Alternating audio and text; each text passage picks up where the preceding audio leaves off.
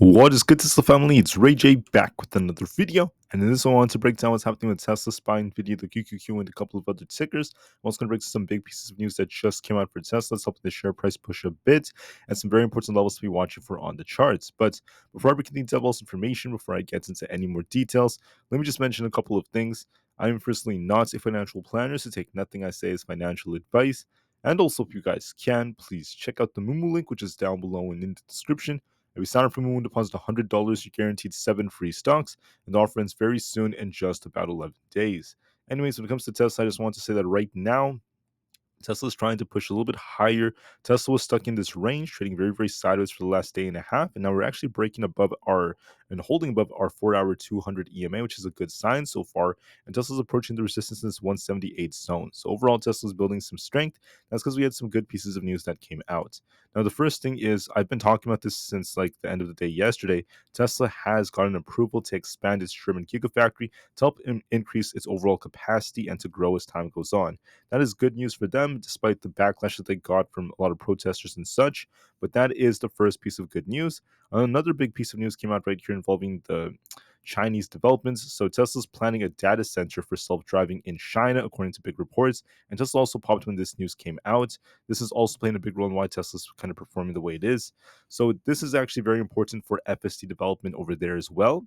Tesla's going to be building a data center, which is going to be key for its not only collect data, but actually use that to continue to grow and improve the FSD technologies and their capabilities. They're going to be looking at very, very meticulous data when doing so, and that's very, very pivotal for them to grow this industry.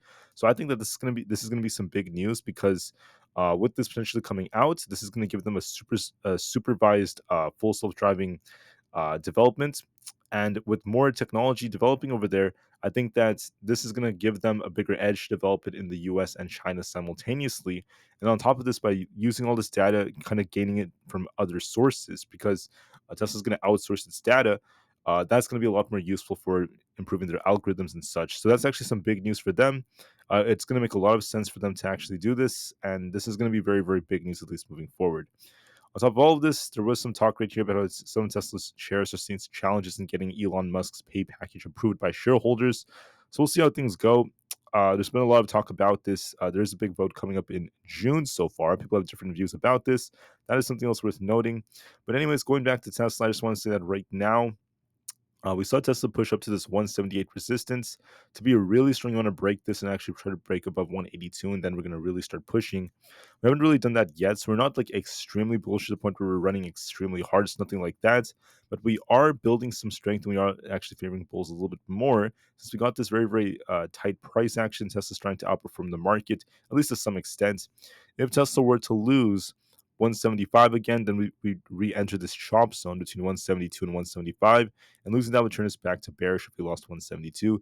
As of right now, we're holding up decently, but I just want to be a little bit careful with Tesla because the market as a whole might actually dip a little bit, and that could be a little negative for it, kind of leading to some downwards pressure. So despite the fact that we have a bullish catalyst, it's great that Tesla's trying to push and outperform the markets, but we haven't been able to really crack and hold above 178 for an extended period of time.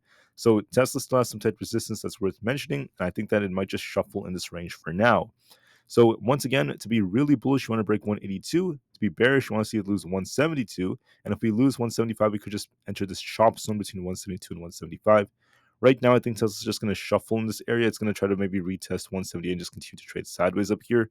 I don't think it has enough momentum to really break resistance as the market's kind of fighting resistance as well. But there is some strength being built up in Tesla, and we had some good news. So I just want to call that out. Now, how about for SPY and the others?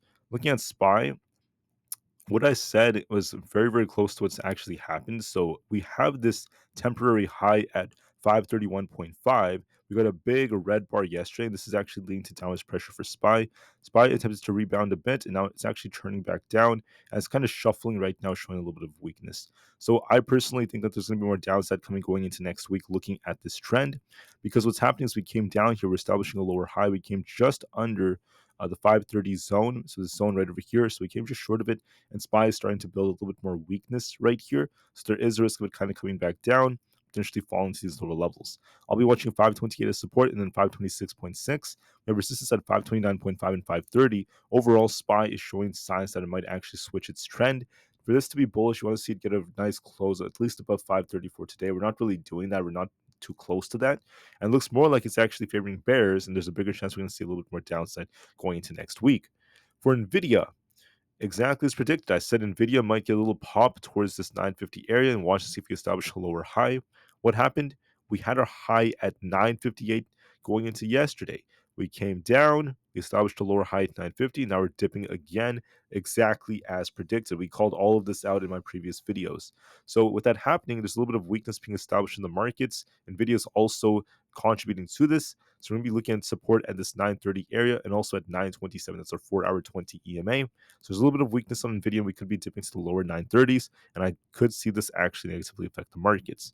So, like I said about Tesla, even though this thing was trying to push up, with the market fighting resistance, it's not really enough for Tesla to really break out really hard. But we are still favoring bulls a little bit more on Tesla as we had some bullish news come out. I just want to note that because how the market's performing. But if the market was rallying really hard, that could have helped Tesla a lot more. We're not really doing that, so that's why Tesla's kind of stuck. For the QQQ as well, look at exactly what we predicted. So I said we had this high here. We might come down, retest the 453 area, then eventually possibly reject is the most likely probability. And that is very close to what's happened right here. We did come just under 453. I think we actually tested this. So now we're kind of rejecting here. We're showing some weakness. We got this nice big bar in the 4-hour time frame. So a nice pop and drop, a little retest of this resistance before it came back down. And there is a risk of this coming back down to 450 by next week quite easily, if not today. So there is a risk of downside, in my personal opinion. For Apple stock, Apple's very, very choppy right now. We have resistance at 190.5 and also 189. We are looking a little bit more bearish. I could be looking for a test of 189, so I'll be waiting for that as well. For a few more tickers, let's talk about Coinbase. Coinbase is kind of trading sideways right now. We're retesting our 20 EMA. This is going to be this 207 area. If we break this, look for 211. If we reject here, we're going to be dipping back down to 200. In my opinion, it's going to likely shuffle for a lot of the time. Not looking too strong or too weak. It's just kind of stuck for now. And for Supermicro, I know a lot of people are interested in this. I called this test of 900. We did test 900, but we haven't been able to crack it yet. If we lose 900, look for a dip all the way down to 880. Otherwise, we're just kind of shuffling the low 900s. It's not looking that strong. The trend is actually a little bit more bearish on it. So there's a risk of it dipping a little bit later on. For Amazon, we rebounded a bit, retesting 185 as resistance. Now we have a range on Amazon, 183 as support, 185 as resistance. We might just shuffle for some time. I could see it actually come back down to the 183s later on, but nothing too crazy, at least for the time being. Meta's looking a bit more bearish. We did call downside on Meta. We lost 472 as support. Now we're testing 469, the exact level we called out. If we lose this, we're going to be dipping even lower, all the way down to about 465. The trend is a bit more bearish, but watch the 50 EMA for support. GME is coming down exactly as predicted, down to the 20 area. We have a gap to fill all the way down towards 17. So I do anticipate some more downside on GME.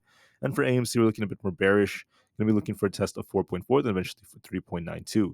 So we'll see how things go. The VIX has dipped a bit, but notice that it's trying to actually hold up around this 12.4 area. It doesn't have to be perfect, guys, but it's very close. So the VIX is actually showing some life right here, like it's trying to base. So that's actually very important, and that's another sign of weakness, at least for the markets. So in my opinion, for Tesla, like I said before, we did rebound a bit. We had a bullish catalyst, which is great. That's why Tesla pushed. But was it bullish enough for this to break some key resistance levels like 182? Not necessarily. That's why Tesla is shuffling a bit. It's also because of the overall market. If the market does dip more, especially going into next week, this could actually add to some a pressure on Tesla. So just be very, very mindful of that. And we might just see a lot of sideways price action in this range for now on Tesla for the time being. So that's what I'm seeing for now. Is Tesla going to explode? I wouldn't say that yet. I do think it has potential to explode during the summer, but we're not ready yet. So give it some time and see how Tesla responds to these previous levels. And we'll just be very, very patient with the market nonetheless. With that being said, thank you all so much for listening. Have a great day. I'll see you guys in a couple of hours, and peace out.